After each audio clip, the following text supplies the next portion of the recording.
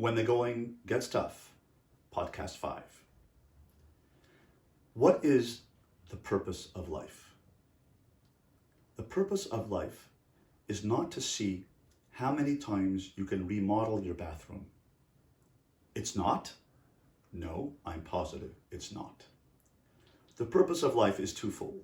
Number one, to make your unique contribution that you can make to the world, to your society, to your community, to your family. And number two, to repair one main character flaw, one contribution and one repair. How do you make your contribution?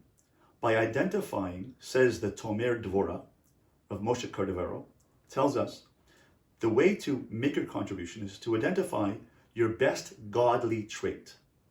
Are you, and of course these are the 13 attributes of God, and God breathed into each of us one of his attributes and said, go and give me out.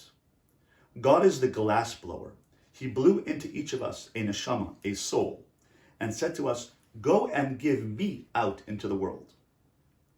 So when God breathed into each of us a soul, a breath of himself, God is the glass blower, the tube is the world, and the glass swan at the end of the tube of the glass blower is us. And God breathes into us a sense of self, and we become the glass swan. We become. What is the Baskin-Robbins flavor of the unique godly trait that God blew into each of us? Each of us has one or two of these unique traits. The 13 attributes of God that he described for us in chapter 34 of Exodus of Shmos. He said, I am. God is Hashem, Hashem, consistent. Are you consistent and persevering? Kale, leadership, dynamic, ambitious, outgoing. Hashem, Hashem, Kale, Rachum, compassionate. Are you compassionate? Caring for people's physical needs. Chanun, empathic, caring for people's emotional needs. Erech Apayim, patient. Laid back, mellow, relaxed, chilled. And chilled and relaxed is chillaxed. Are you relaxed and cool? Rav Chesed, giving, always helping other people. MS, honesty, integrity, doing the right thing. Notzer Chesed, creativity with ideas, with music, with art. God is the creator, and you may be creative. Nosei avon vafesha vechata'a, forgiving,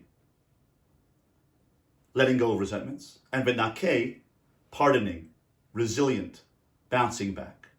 Use 1, 2, or 3 of those traits. Identify which they are and use them. God breathed them into you and said, use my trait and bring that out into the world. Give out godliness into the world by identifying, using, actualizing, and activating your best trait. That's how to make your contribution. And how do you rectify a flaw? How do you know which flaw to rectify? So the verse in Hosea chapter 14, verse number 1 says the following. Shuva Yisrael, return Israel, return to yourself. Ad Hashem Elokecha, unto Hashem. Ki chashalta ba'avanecha, because you have tripped over your sins. You have stumbled over your mistakes. Rabbi Yisrael Salanter tells us, what does it mean, tripping over your mistakes? He says the following. If there are mistakes that you make, is there a mistake that you make which keeps happening over and over again? If I'm always late, if I'm always angry, if I'm always depressed, if I'm always critical. And that trait that happens over and over again affects me to the core, hurts me here. It really bothers me. Darn, I was late again. I was so upset with myself. I was angry. I lost my temper again. I was so negative again. I was critical. Then that's my soul, my neshama, my consciousness speaking to me saying, get your act together. Fix me. Listen to your soul. Listen to what it's saying and fix that mistake. Fix that flaw. So if I am miserly, then I have to become a giving person. If I am angry, I have to become happier. If I'm negative, I have to transform myself into someone who's positive. If I'm critical, be a person who compliments. If I'm depressed, work on my happiness. This is how we can achieve self-growth. Remember one thing, we are all works in progress. We are not finished products. We are growing, and this takes time. So I like to ask you to create a plan or a strategy of how you're going to develop yourself. For example, if I'm angry and I'm always yelling and screaming and throwing things, well then develop a plan, a strategy of how you're going to overcome this negative trait. Just saying, I'm not going to be angry anymore, that's not going to do it. You need a plan, a cheshbon nefesh. So let's say I'm angry. So week 1 of my plan is the following. I'm not going to threaten or throw things at people. Second week, once I master that, then I'm going to stop raising my hands. Third week, I'm going to stop screaming at decibel level 10. I'm going to bring it down to decibel level 8. The fourth week, I'm going to bring it down to decibel number 5.